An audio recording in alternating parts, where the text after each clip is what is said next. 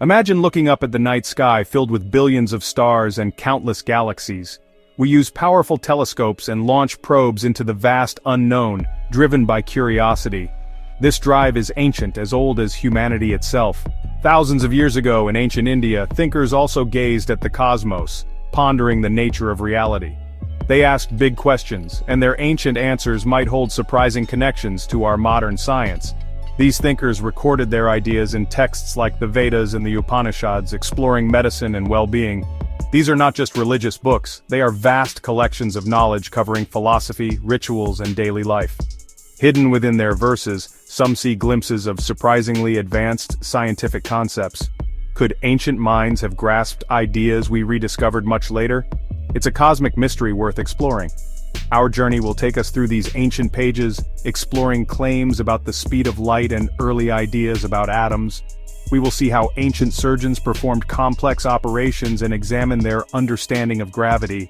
This is not about replacing modern science but appreciating the history of human thought.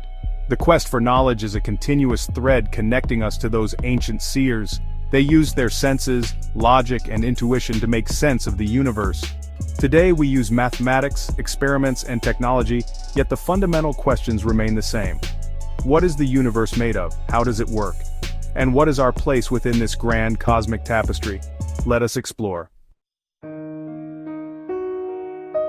Light travels faster than anything else in the cosmos, a fundamental constant of nature. We measure it today with incredible precision, about 299,792 kilometers per second. Now, let's travel back to the era of the Rigveda, an ancient Indian text. Could they have known something about this cosmic speed limit? Some interpretations suggest a remarkable possibility. A specific verse in the Rigveda, attributed to the sage Durgadamas, was later commented on by the scholar Sayana in the 14th century. Sayana's interpretation discusses the distance the sun travels in half a nimisha, an ancient Indian unit of time. The verse poetically speaks of the sun's chariot moving swiftly across the sky. Sayana's commentary gives numbers, stating the sun travels 2,202 yojanas in half a nimisha. Using common scholarly estimates, these numbers align closely with the modern value for the speed of light. How could this be? Was it a lucky guess, a coincidence? Or did ancient Indian thinkers have a deeper understanding? We don't have definitive proof of their methods, and the interpretation is a subject of scholarly debate. But the closeness of the number sparks our cosmic imagination, making us wonder about the depth of knowledge hidden in ancient poetic expressions. What is everything made of? If you keep dividing matter, what do you get? Today we know about atoms.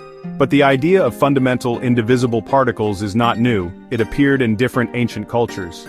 Ancient Greece had Democritus, and ancient India had sage Kanada. He proposed a fascinating atomic theory around the 6th to 2nd century BCE. Kanada founded the Vaisheshika school of philosophy, and his ideas are found in the Vaisheshika Sutras.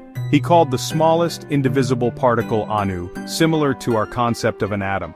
He believed these anus were eternal, constantly in motion, and could not be created or destroyed. Kanada suggested that anus combined to form Divyanukas, 2-atom molecules, and Trianukas, 3-atom molecules. These combinations created all the different substances we see, with different types of anus having different properties. This was a sophisticated way of thinking for that era, based on logic, observation, and intuition. Yet, the parallels to John Dalton's atomic theory are striking, as both share core concepts of indivisibility and combination to form matter. It shows a deep human desire to understand matter's essence. Imagine a time without modern hospitals, sterile operating rooms, or advanced anesthesia. Yet even then, skilled individuals performed surgery, and in ancient India, one name stands out: Sushruta. Often called the father of surgery, Sushruta lived around 800 to 600 BCE. His work, the Sushruta Samhita, is a monumental text detailing an amazing understanding of medicine and surgery. The Sushruta Samhita describes over 120 surgical instruments, including scalpels, forceps, needles, and catheters. It details over 300 surgical procedures, including cataract surgery, repair of torn earlobes, and even complex procedures like rhinoplasty. Sushruta emphasized practical training, recommending students practice on inanimate objects to perfect their skills.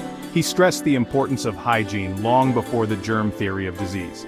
His contributions to plastic surgery are particularly famous, with methods for reconstructing noses using a flap of skin from the forehead. This method, known as the Indian flap, influenced surgical practices worldwide. Sushruta's legacy is a powerful reminder of the deep historical roots of the art and science of healing. The planets move in predictable paths. The moon orbits the Earth and eclipses happen with regularity. Ancient cultures observed these celestial events, trying to understand the rules of this cosmic dance. In India, an important astronomical text emerged, the Surya Siddhanta. Though the version we have today was likely compiled around the 6th century CE, it contains sophisticated astronomical knowledge. The Surya Siddhanta discusses planetary motions, provides algorithms to calculate their positions, and explains how to predict solar and lunar eclipses. It even estimated the diameters of planets like Mercury and Saturn, and the Earth's diameter too. These calculations were surprisingly accurate for their time based on careful observation and mathematical reasoning. One of the most fascinating aspects is its hint at gravity, describing a force that holds celestial bodies in their orbits. It speaks of an attractive force exerted by the Earth, suggesting this is what makes objects fall to the ground. The text states that the Earth is spherical, not flat, and that objects fall towards its center. This understanding is crucial for grasping gravity, showing a profound insight into celestial mechanics. Let's draw some lines connecting ancient Indian thought with modern science. Consider cosmology. Some Vedic hymns describe a cosmic egg, Hiranyagarbha, from which the universe unfolds. This has been compared to the Big Bang theory, the idea of a singular point of creation. The Vedas also speak of cosmic cycles, resonating with some modern cosmological models of an oscillating universe. Then there is physics. Kanada's atomic theory prefigures Dalton's atomic theory by centuries. The Anu as an indivisible particle shows a deep desire to understand fundamental nature. Mathematics is another area of stunning achievement, with the concept of zero, shunya, originating in India. This revolutionary idea is the bedrock of our modern number system. The decimal place value system also came from India, essential for complex calculations. Ancient Indian mathematicians made great strides in algebra and trigonometry, calculating the value of pi with remarkable accuracy. Aryabhata, for example, gave a very close approximation. In medicine, Ayurveda emphasizes balance in the body, using herbs, diet, and lifestyle changes. Modern medicine is increasingly interested in holistic approaches, recognizing the mind-body connection central to Ayurveda. Sushruta's surgical skills and detailed anatomical knowledge were far ahead of their time. These parallels highlight a rich intellectual tradition that explored many domains of knowledge. Ancient texts often speak in metaphors, using stories and symbols very different from modern scientific papers. Scientific language aims for precision and objectivity, so how do we interpret these ancient writings? Are the stories just myths, or do they sometimes encode deeper truths about the natural world? Myths served many purposes in ancient societies, transmitting cultural values and explaining the unexplainable. A story about a sun god in a chariot might also contain observational knowledge about the sun's movement. Perhaps some scientific insights were woven into these narratives, making them memorable and transmissible. It is crucial not to overstate the case. We should not simply map every myth to a modern scientific theory. Ancient wisdom had its own context and goals, while modern science has specific methods. However, we can still appreciate the intellectual curiosity and spirit of inquiry that shines through these ancient texts. They were trying to understand the cosmos just as we are, using the tools and frameworks available at that time. The journey through ancient Indian science is awe-inspiring, revealing remarkable ideas about the cosmos, matter, medicine, and mathematics. These were part of a vibrant intellectual culture that valued knowledge, debate, and discovery. Ancient India was a crucible of thought where profound questions were asked and ingenious answers sought. This legacy is immensely valuable, with thinkers like Sayana, Kanada, and Sushruta pushing the boundaries of understanding. Their contributions laid foundations upon which later knowledge could be built, not just in India, but across the world. Ideas traveled, exchanged, adapted, and refined, making the history of science a global story. Today, As we stand on the shoulders of giants, we look to the future, with the spirit of inquiry more alive than ever.